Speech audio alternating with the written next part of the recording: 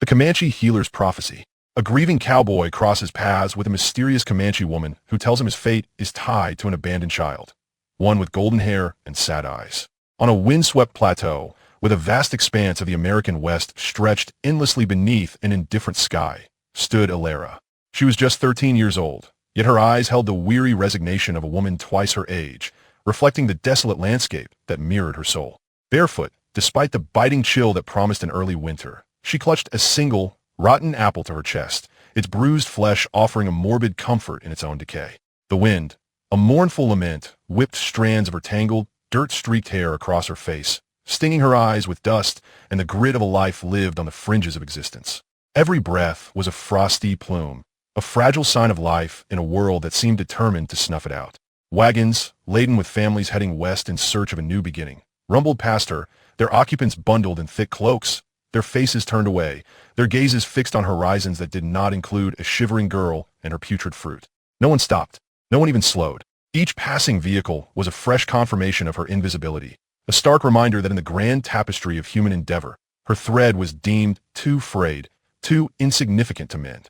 Just 2 days prior, her father, a man whose hands were more accustomed to gripping a whiskey bottle than offering comfort, had sold her, not for gold, nor for land, but for 2 sacks of coarse grain and a promise of cheap liquor to a stranger whose eyes held a cold, unsettling glint.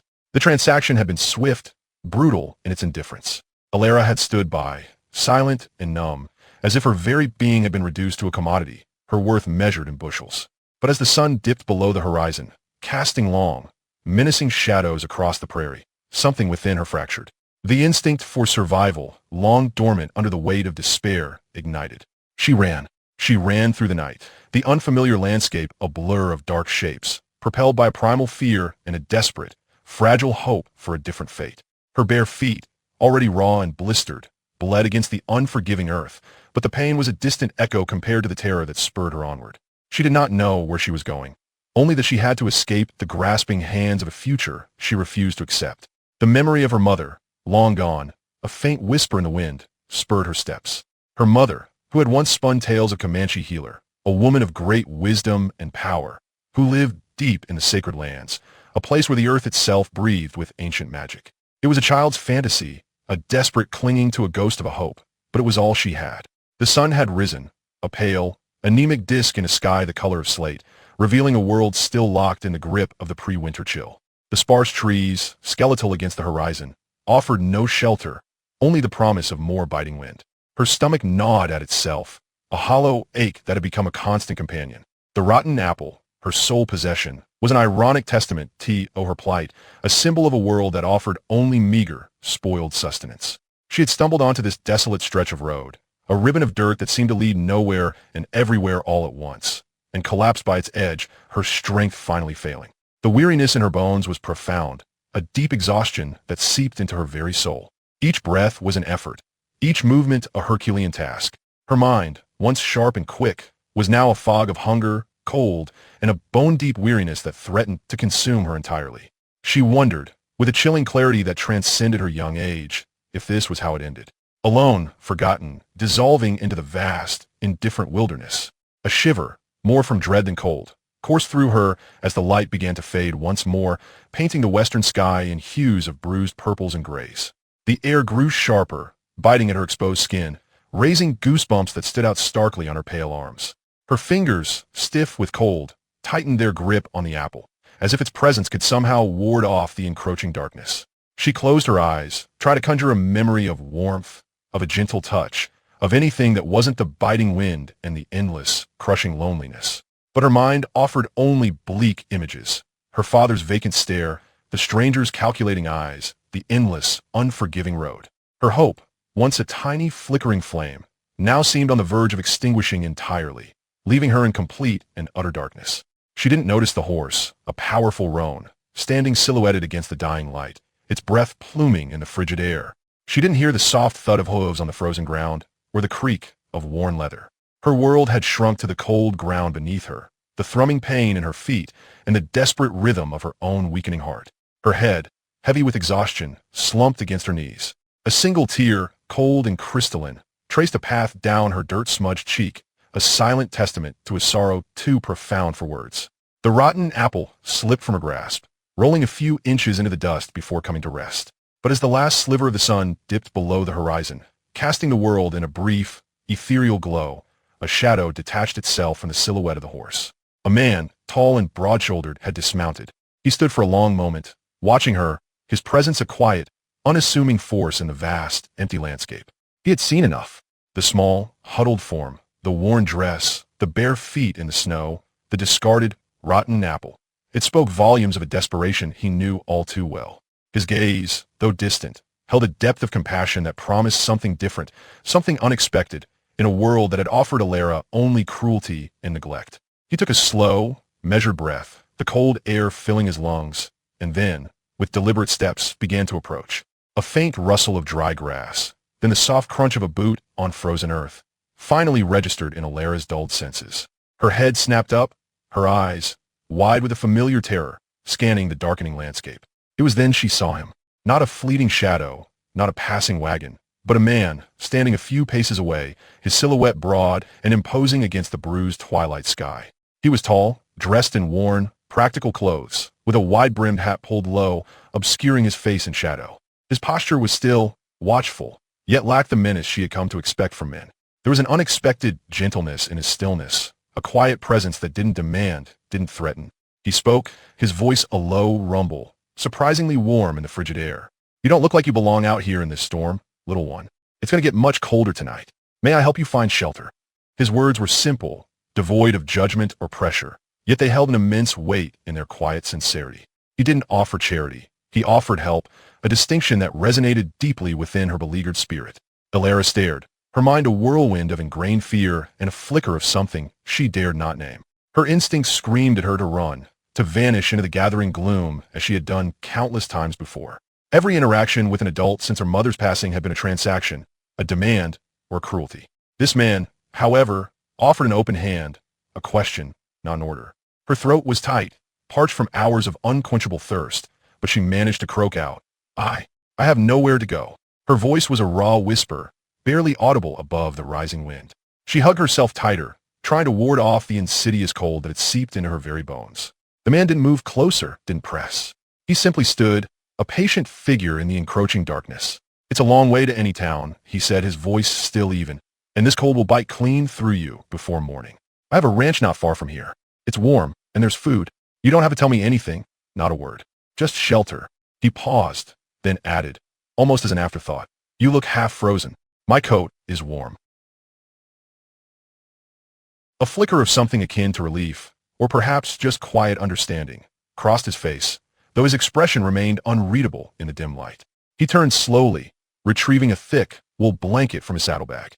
"Come on," he said, his voice gentle but firm. "Let's get you on the horse. It'll be quicker." He approached her with slow, deliberate steps, not rushing, giving her space to retreat if she wished.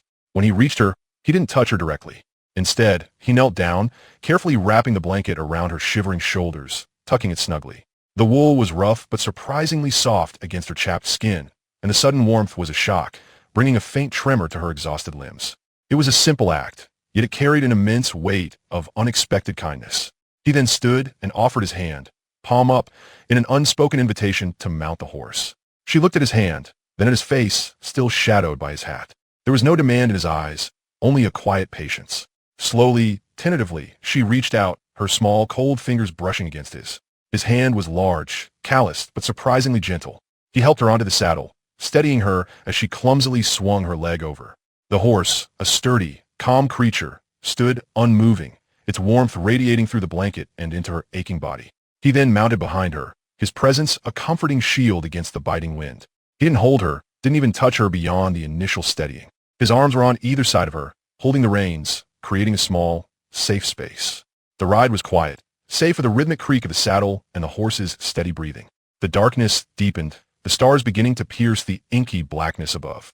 Alara leaned back slightly, her head resting against the man's chest, feeling the steady beat of his heart through the layers of his clothing. It was a strange sensation, one she hadn't known in years. The close proximity of another human being, not in anger or threat, but in quiet, protective care. She felt the warmth radiating from him, a stark contrast to the relentless cold that had been her companion for so long. She didn't speak, couldn't. The words were trapped somewhere in her weary throat, choked by emotion and exhaustion. He didn't speak either, respecting her silence, understanding that some burdens were too heavy for immediate confession. After what felt like an eternity, though it was likely less than an hour, a faint glow appeared in the distance. As they drew closer, the glow resolved into the soft, inviting light of a lamp spilling from a window. Then, the distinct shape of a small, sturdy cabin emerged from the darkness. Smoke curled lazily from its stone chimney, a beacon of warmth and life in the otherwise desolate landscape. The air suddenly carried the faint, tantalizing scent of wood smoke, and something else, something savory. "We're here," he murmured, his voice a low comfort. "Don't worry about anything. Just rest. I've got some stew left on the fire." His home, when they finally dismounted, was humble, crafted from rough-hewn logs, but it exuded a profound sense of warmth and quiet solidity. It was shockingly kind, a sanctuary in a world that had offered her only harshness. He led her inside, the flickering firelight casting dancing shadows on the walls. The scent of simmering stew, rich and hearty, filled the small space, and the immediate warmth was a physical embrace. He helped her out of the blanket, gently guiding her to a sturdy wooden chair by the hearth. Then, without a word, he ladled a generous portion of stew into a bowl, the steam rising in fragrant curls. He handed her a spoon, his fingers brushing hers for a brief moment, then turned away, like helping her wasn't a favor or an act of remarkable charity, but simply what a man should do. And in that simple, unassuming gesture, a tiny sliver of her hardened heart began, imperceptibly, to thaw. Alara woke slowly, a sense of disorientation clinging to her like a damp cloak. For a fleeting moment, she expected the biting cold, the rough earth beneath her, the gnawing ache of hunger. Instead, a profound, almost dizzying warmth enveloped her. The air was rich with the scent of wood smoke and something else, something comforting and domestic, coffee. She lay still, her eyelids heavy, listening. There was a quiet, rhythmic thudding, a steady cadence that spoke of purpose and industry. It was the sound of an axe meeting wood, crisp and clean in the morning air. She opened her eyes cautiously. Sunlight, pale but persistent, streamed through a small window, illuminating dust motes dancing in the gentle currents. She was lying on a narrow cot, covered by a thick, hand-stitched quilt that smelled faintly of lavender and cleanliness. The mattress beneath her was surprisingly soft, a luxury she hadn't known in years. Slowly, she pushed herself up, her muscles protesting faintly. The cabin was small, a single room serving as kitchen, living space, and the man's sleeping area, with a smaller adjoining room she now realized was where she had slept. Everything was meticulously organized, simple yet cared for. A stone hearth dominated one wall, a pot simmering quietly over the embers. A sturdy wooden table, scrubbed clean, stood in the center, flanked by 2 chairs. On a shelf above the hearth, a few well-worn books were neatly stacked next to a small, carved wooden horse. The walls were unadorned, save for a rifle hanging above the door and a few faded maps tacked to another wall. It was modest, undeniably, but imbued with a quiet dignity, a sense of thoughtful living. There were no dirty dishes, no scattered belongings, no signs of the chaos or neglect she had come to associate with adult spaces. Even the fed animals outside, their contented lowing audible through the sturdy walls, spoke of diligent care. The firewood was stacked in neat, precise rows beside the hearth, each log perfectly sized. The linens on her cot were clean, the blankets folded with care. It was the antithesis of everything she had known. A faint clinking sound from outside drew her gaze to the window. The man, the cowboy, was outside, his back to her, steadily chopping wood. He moved with a quiet efficiency, his broad shoulders flexing with each swing of the axe. He had changed, she noticed, into a clean, dark shirt, and his movements were deliberate, unhurried. There was a profound stillness about him. Even in motion, a contained power that was not intimidating, but strangely reassuring. She watched him for a long time, the rhythmic thudding of the axe a calming balm to her frayed nerves. There were no locks on the door, no shouting, no fear. The realization settled over her, a strange, unfamiliar sensation. Eventually, the chopping stopped. She heard his boots on the porch, then the soft creak of the door. He entered, carrying an armload of split wood, his gaze falling on her. His eyes, now visible in the morning light, were a startling clear blue, kind yet discerning, holding no trace of the coldness or impatience she expected.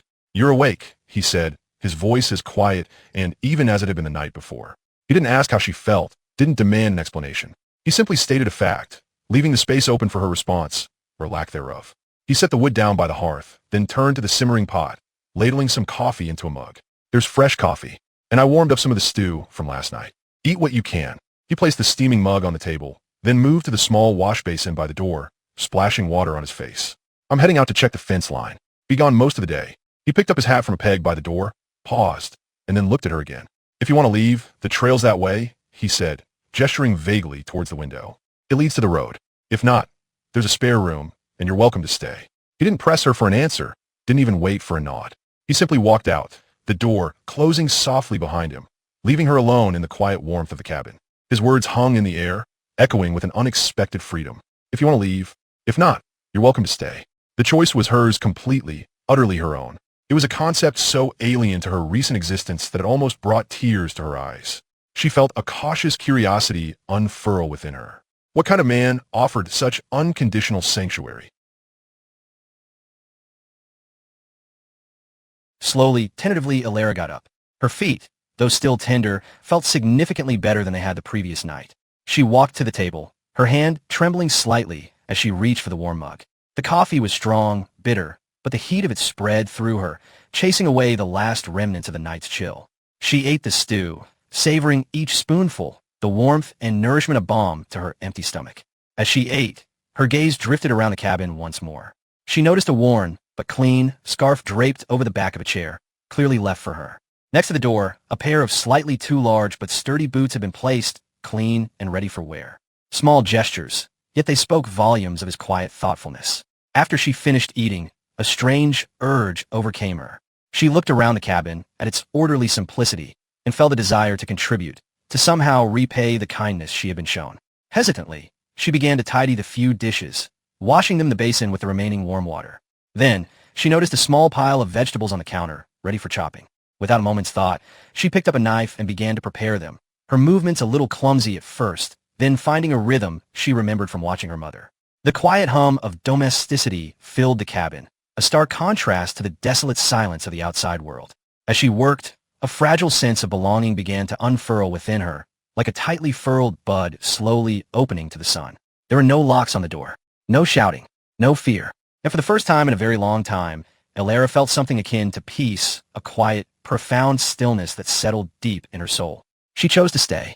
The days that followed settled into a rhythm that Alara had never known, a quiet cadence of work and warmth that slowly, almost imperceptibly, began to mend the fractured pieces of her spirit.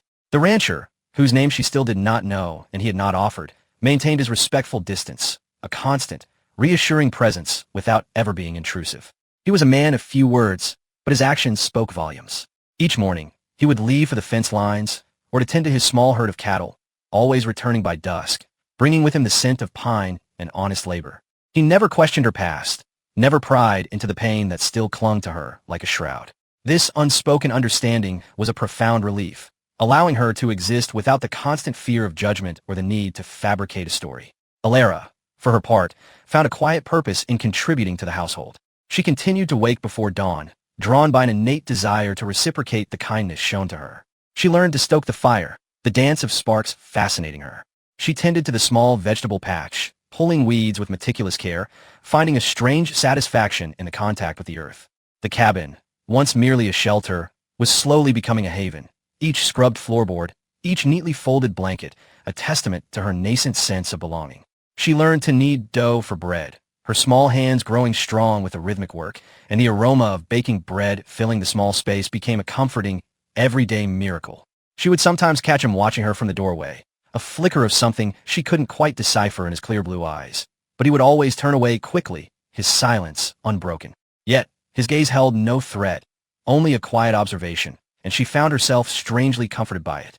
The fear, once a cold knot in her stomach, began to loosen its grip, replaced by a cautious curiosity about this solitary man and the life he had carved out for himself in this remote corner of the world.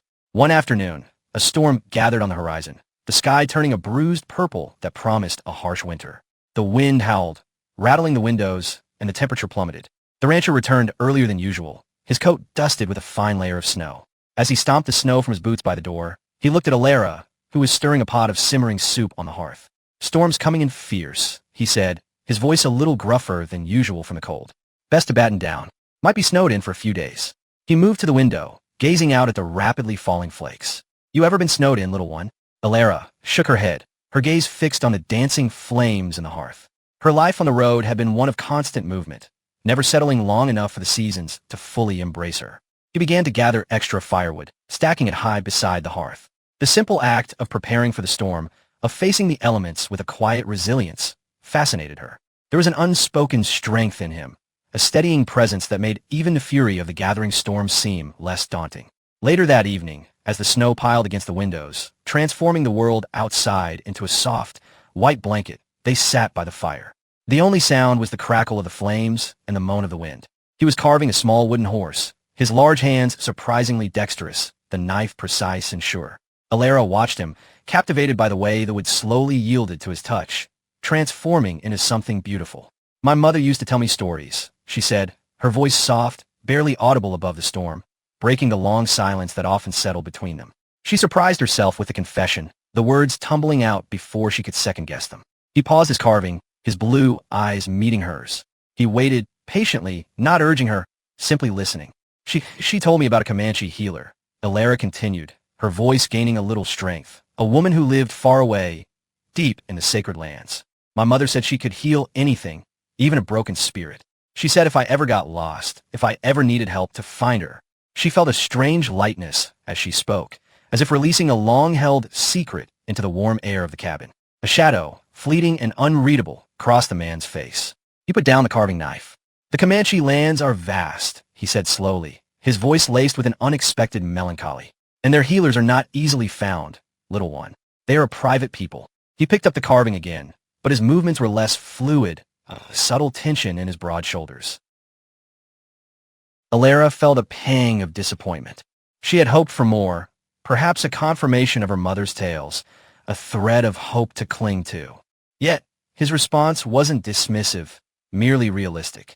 He wasn't shattering her dream, just grounding it in the harsh realities of the world. The conversation ended there, but the seed had been planted. The rancher's subtle reaction to the mention of the Comanche healer lingered in her mind, an unanswered question. As the snow continued to fall, blanketing the ranch in a pristine, untouched white, Alara felt a subtle shift within her. The cabin, with its warm fire and quiet man, was becoming more than just a temporary refuge. It was a place where she could breathe, where she could slowly, tentatively, begin to heal, even if the path to finding her mother's mythical healer remained shrouded in uncertainty. The weight of her past still pressed upon her, a dull ache, but the warmth of the cabin, the rhythmic sounds of life, and the unspoken kindness of the man who offered her sanctuary were slowly, patiently, softening its edges. The deep winter set in with a vengeance, wrapping the ranch in a blanket of snow that stretched endlessly to the horizon. Days blurred into a comforting routine of chores and quiet companionship. Alara, now more nimble on her healing feet, took on more responsibility, finding a deep satisfaction in the physical work. She learned to milk the cow, gather eggs from the surprisingly resilient chickens, and even help the rancher mend fences when the snow was not too deep, her small hands growing accustomed to the bite of the cold and the feel of rough wood. He began to call her Alara, a quiet acknowledgement of her name that made her heart unexpectedly lighten. She, in turn, learned his name was Silas. Just Silas. He offered no more, and she did not press. Their conversations remained sparse, but a profound understanding grew between them, a language woven from shared glances, the rhythmic sounds of their work, and the unspoken acknowledgement of mutual respect.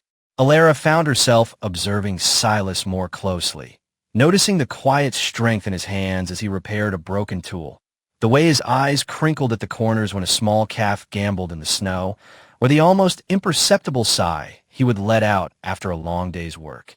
He had a quiet dignity about him, a man shaped by the land and its unforgiving demands, yet softened by an inherent kindness that seemed to contradict his solitary existence. She also noticed the subtle melancholy that sometimes clouded his clear blue eyes, a fleeting shadow that hinted at a past as complex and perhaps as painful as her own. It was a shared, unspoken sorrow, a recognition of burdens carried that forged a quiet, deep bond between them. The memory of her mother's stories, particularly the one about the Comanche healer, remained a persistent, gentle whisper in Alara's mind. The snowbound existence gave her ample time for reflection, and she often found herself staring out the window at the vast, white expanse, imagining the sacred land her mother had spoken of. The image of the healer, a wise woman with ancient knowledge, became a beacon of hope, a destination for a future that felt increasingly less bleak. One evening, as Silas was meticulously sharpening his axe by the firelight, the rhythmic rasping sound filling the quiet cabin, Elara finally mustered the courage to speak of it again. "Silas," she began, her voice a little hesitant, do you really believe in those stories? About the Comanche healers?" Silas paused his sharpening, the steel glinting in the firelight. He looked at her, his expression thoughtful. "The Comanche are a proud people, Elara," he said, his voice low and even. "And their ways are ancient, steeped in the earth and the spirits. There are many things in this world, little one, that we do not understand, things beyond our grasp." He picked up a small stone and began to rub it against the blade, his movements slow and deliberate. "I have heard tales myself, of their wisdom, of their connection to the land. Some say they can see what is hidden, heal what is broken not just in the body, but in the spirit too." His gaze met hers, a deep understanding in their blue depths. "Why do you ask, Elara? Is it still your mother's story that calls to you?" Elara nodded, her eyes fixed on the dancing flames.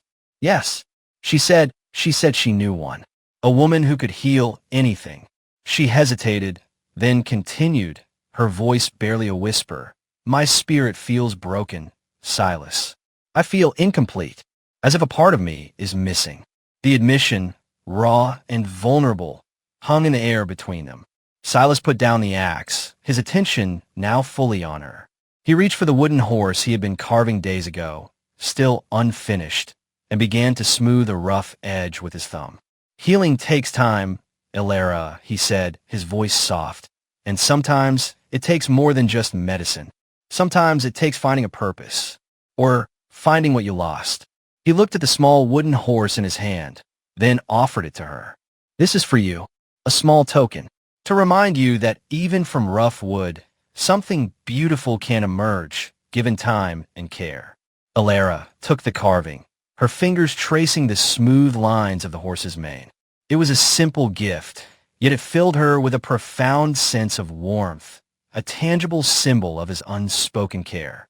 The small act of receiving something, a gift given freely and without expectation, was a novel experience, and it stirred something deep within her. For the first time, she truly felt seen, understood in a way that transcended words. The conversation, though brief, deepened the unspoken bond between them. Elara realized that Silas, in his quiet way, was a healer in his own right, providing not just shelter and food, but also a space for her wounded spirit to breathe, to mend. He had given her safety, stillness, and now a subtle but growing hope. As the winter continued its relentless grip on the land, Elara began to look at Silas differently, not just as a protector, but as a kindred spirit, a man whose quiet strength and gentle understanding were slowly, patiently, helping her find her way back to herself. The cabin, once merely a refuge, had become a home, and the man within it, a silent, unwavering anchor in her tumultuous world. A subtle emotional bond, fragile yet undeniable, was beginning to form between the orphan girl and the solitary rancher, promising a different kind of healing than the one her mother had spoken of, yet equally profound. The thaw came slowly, a hesitant surrender of winter's grip, marked by the drip of melting snow from the cabin's eaves and the gradual reappearance of patches of brown earth. With the lengthening days, a subtle but undeniable shift occurred between Elara and Silas.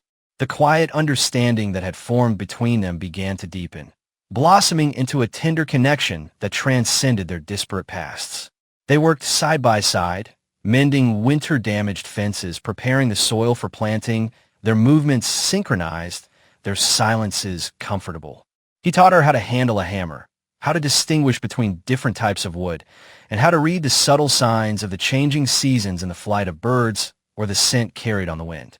She, in turn, often found herself humming soft tunes her mother had taught her as she cooked, filling the cabin with a melody it had long been without. One crisp spring evening, after a day spent clearing brush from the creek bed, They sat on the small porch of the cabin, watching the sunset paint the western sky in hues of fiery orange and soft violet. A gentle breeze rustled through the nascent leaves on the distant trees, carrying the sweet scent of damp earth and new growth. Alara, feeling an unprecedented sense of contentment, leaned back against the rough-hewn log wall. "Silas," she began, her voice soft, "you never talk about before. About your life." She immediately regretted the words, fearing she had overstepped the unspoken boundaries that had governed their relationship. She braced herself for his usual quiet deflection, the subtle closing off she had come to recognize. But Silas surprised her. He was silent for a long moment, his gaze fixed on the fading horizon. Then he took a deep breath, the sound almost imperceptible. "There's not much to tell, Alara," he said, his voice lower than usual, tinged with a faint, unfamiliar tremor. "I lost my family long ago, to a fever. My wife and our young son." The words, delivered with a quiet resignation, hung heavy in the air, transforming the tranquil evening. Alara felt a profound ache in her chest, a sudden, sharp empathy for the man who had given her so much without ever speaking of his own wounds. The quiet melancholy she had sometimes observed in his eyes now made agonizing sense. He, too, had known profound loss, a desolation that mirrored her own. I'm so sorry, Silas," she whispered, the words feeling inadequate against the weight of his sorrow. He gave a small, almost imperceptible nod. "It was a long time ago, but some things, they just stay with you." He turned his head then, his blue eyes, usually so guarded, holding a vulnerability that startled her. "After they were gone, I just came here, to be alone, to carve out a life where I didn't have to face people, didn't have to carry the weight of what was lost." He paused, then continued, his voice barely audible. "You, Alara, you brought something back into this place. A kind of light. I hadn't realized how much darkness there was until you arrived." Alara's heart fluttered in her chest, a strange mix of sorrow and a burgeoning warmth. His admission was a revelation, shedding light on the quiet kindness, the profound patience, and the almost spiritual sense of sanctuary he had offered her. He hadn't merely taken her in. He had opened a part of himself, a part that had been long closed off by grief. In that moment, a new layer of their relationship formed, something deeper and more profound than either of them had anticipated. The air between them, once filled with unspoken understanding, was now charged with a fragile, burgeoning intimacy. Over the next few weeks, the emotional bond between them continued to deepen, slowly transforming into something akin to familial love, but with an undercurrent of something more, something undefined but undeniably potent. Alara found herself seeking out Silas's presence, feeling a sense of calm and safety whenever he was near. She would watch him as he worked, the strong lines of his back, the purposeful movements of his hands, and a quiet admiration began to stir within her.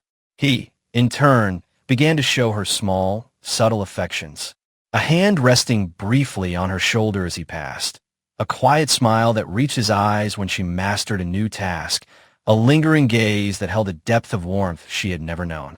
The world outside the cabin, with its harsh memories and uncertain future, began to recede, replaced by the comforting reality of their shared existence. One particularly warm afternoon, as they sat on the porch again, shelling peas for supper, Alara leaned her head back, closing her eyes, and let out a soft sigh of contentment. "I never thought I'd feel safe again, Silas," she murmured, her voice barely above a whisper. "I never thought I'd have a home." Silas stopped shelling peas, his gaze fixed on her. The setting sun cast a golden glow around her, illuminating the delicate curve of her cheek, the soft strands of hair that framed her face. He saw not just the girl he had rescued from the cold, but a resilient spirit, a burgeoning young woman who had, against all odds, found a way to bloom in his solitary world. A profound tenderness welled up within him, a feeling he hadn't known since he had lost his own family. It was a protectiveness, yes, but also a burgeoning affection that transcended the simple role of guardian. He cleared his throat, his voice a little rough when he spoke. "This is your home now, Alara, for as long as you want it to be." His words were a quiet promise, a gentle invitation to stay, not just in his cabin, but in his life and in his heart. The unspoken romantic tension, subtle yet unmistakable, hung in the twilight air, a delicate thread woven into the fabric of their shared future.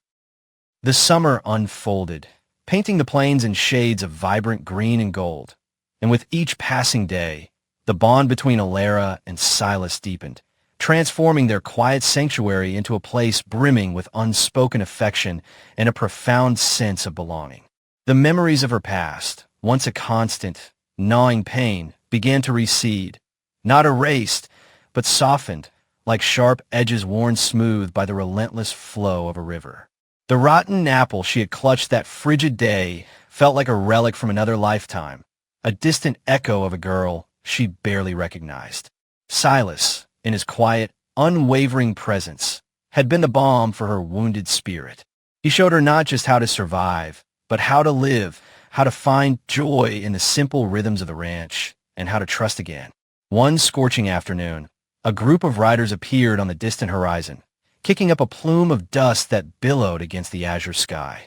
Silas, who had been mending a bridle on the porch, stiffened, his gaze fixed on the approaching figures. Alara, instinctively sensing the change in him, drew closer, a prickle of unease rippling through her. The riders were rough-looking men, their faces grim, their clothing practical but worn. As they drew nearer, Alara recognized one of them. The stranger her father had sold her to, his eyes still holding that cold, unsettling glint. Her blood ran cold, and the forgotten terror of her past resurfaced with a sickening lurch. She instinctively shrank back, pressing herself against Silas's side, a silent plea for protection. Silas placed a reassuring hand on her shoulder, his touch firm and steady, even as his own jaw tightened. He stepped forward, putting himself between Alara and the approaching men. "Can I help you, gentlemen?" he asked, his voice calm, but with an underlying steel that Alara had never heard before. The stranger dismounted, his boots hitting the dry earth with a deliberate thud. "We're looking for a girl," he snarled, his eyes sweeping over Alara with a possessive leer that made her skin crawl. "A runaway. She was sold to me." A tremor ran through Alara, but Silas remained unyielding. "There's no runaway here," he stated, his gaze unwavering, meeting the stranger's challenge head-on. "Just a young woman who has found a home." The tension in the air was palpable, thick with menace. The other riders began to dismount, fanning out, their hands resting on the butts of their pistols. The stranger took a step closer. "She's my property, and I've come to collect." Silas didn't flinch. His hand, so gentle just moments before, now rested firmly on the rifle propped against the porch post. "This is my land," he said, his voice dropping to a low, dangerous rumble, "and I won't have my peace disturbed. She stays." The stranger's face contorted in a sneer. "You think you can stop us, old man?" Before the stranger could make another move, a new presence emerged. A lone rider appeared over a nearby rise, seemingly out of nowhere, her silhouette stark against the sun. As she drew closer, Alara's breath caught in her throat. The woman was older, her face etched with wisdom, her dark braids adorned with intricate beads. She wore buckskin, and her gaze, when it met Alara's, was deep and knowing. She was unmistakably a Comanche woman, and in her eyes, Alara saw a flicker of something ancient, something familiar, a connection to the stories her mother had woven. The Comanche woman dismounted with a fluid grace, her presence commanding attention, even from the hardened men. Her eyes, filled with a quiet power, swept over the scene, lingering for a moment on Alara, then settling on the stranger. She spoke, her voice clear and strong, in a language Alara did not understand, yet its authority was undeniable. The stranger, to Alara's astonishment, recoiled slightly, a flicker of apprehension in his eyes. The Comanche woman continued to speak, her words rhythmic and resonant, her gestures deliberate. Silas watched, his expression unreadable, but a subtle tension eased from his shoulders. The stranger, seemingly unnerved by the Comanche woman's sudden appearance and her impassioned words, exchanged uneasy glances with his men. They muttered amongst themselves, their bravado visibly deflating. Finally, with a frustrated curse, the stranger turned and remounted his horse, signaling to his men. "This ain't worth the trouble," he spat, glaring at Silas and then at the Comanche woman. "You win this time, old man. But it ain't over." With that, they turned their horses and rode away, their dust cloud quickly dissipating in the distance. Silence descended upon the ranch, broken only by the gentle sigh of the wind. Alara, still trembling, looked at Silas, then at the Comanche woman. "Oh, who was that?" she whispered, her voice hoarse. Silas exhaled slowly, relief washing over his features. "That, Alara," he said, his gaze fixed on the retreating riders, "was a warning and a gift." He then turned to the Comanche woman, inclining his head respectfully. "Thank you, Ayana." Ayana, the Comanche healer from her mother's stories, offered a small, knowing smile. She walked directly to Alara, her eyes warm and perceptive. "Your mother spoke of you," she said, her voice soft with a melodic cadence. "She knew you would find your path, and that you would find healing." Ayana reached out, her hand gently touching Alara's forehead, then her heart. A warmth, both physical and spiritual, coursed through Alara, a sense of deep peace settling within her. It was as if a missing piece of her soul had finally clicked into place. In that moment, Alara understood. Her mother's prophecy wasn't just about finding a healer. It was about the journey itself, about finding resilience, about the unexpected kindness that could blossom in the harshest landscapes, and about the profound, quiet love that could heal even the deepest wounds. Her journey had not led her to a distant, mythical figure in sacred lands, but to a solitary rancher in a simple cabin, and to a connection that had transformed her life. As Ayana prepared to leave, she turned to Silas, her eyes holding a deep gratitude.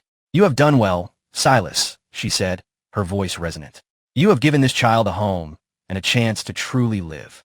Silas met her gaze, a profound understanding passing between them, a silent acknowledgement of shared burdens and quiet triumphs.